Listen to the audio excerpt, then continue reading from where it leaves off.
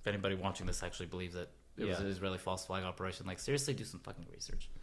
So what I've come to learn is that when we deal with these, and it's crazy that this is even considered political, which is insane to me, and it really shouldn't be, right? But so many people treat it that way, and because of this whole left versus right thing, and what I've come to learn is there's not only a spectrum of left to right in terms of your political views, but there's also a spectrum of low information to high information. It appears that way, honestly. It's sad. It's very, very sad, but it's actually absolutely the truth. I never really give it much thought until October 7th, honestly, that there really is like that kind of obliviousness to reality. Yeah. It I don't know if you've ever heard of Barry Weiss. She's a liberal Jew in New York who has been... I think I've heard the name, actually. I'm not 100%. She's a popular writer and now podcaster, speaker, whatever. She's been popular for a few years. I've never heard of her until after October 7th. But she has this famous quote, which I think it's hers, but she says, a lot of Democrats, liberals, whatever you want to call it, a lot of people on October 6th went to bed a liberal or Democrat. On October 7th, woke up a conservative or... just like what the F is going on, And it really is, because the crazy part is so many people are like, well, hey, Israel's like responding, with all these rockets and all this stuff. It's like the day after, not even 24 hours after October 7th, people were taking to the streets to yell, gas the Jews, F Israel.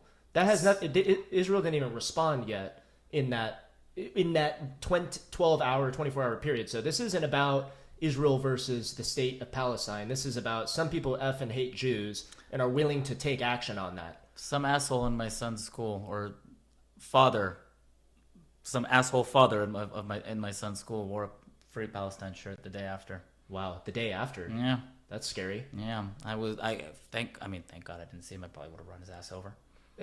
It's especially at that time. At that time, it was very sensitive. But thankfully, I didn't see him either, because I would have run him over, and I probably would have been in jail right now. But yeah. Well, and sorry, to your point about the obliviousness and like the low information, and really like Israel is excuse me. Israel's shooting rockets at the Palestinian people. It's like, okay, well, what would you want Israel to do, right? Like, let's take a step back and let's go back 23 years. 9/11 happened. Would these same people be saying the same thing about if George W. Bush at that time had just said like, okay, we got attacked.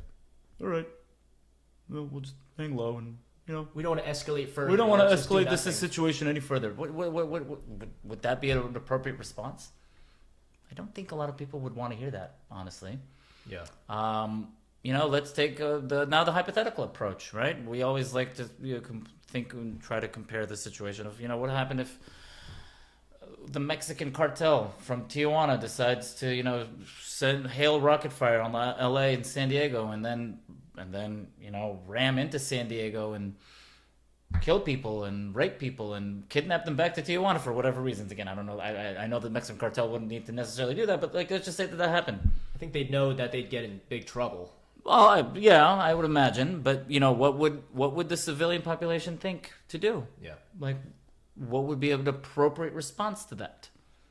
And I can't stand it when people say, "Oh, Israel doesn't have a right to respond," or Israel shouldn't respond because they're so much more powerful than the other side. Well, okay, that's probably true. Then maybe don't fuck with Israel.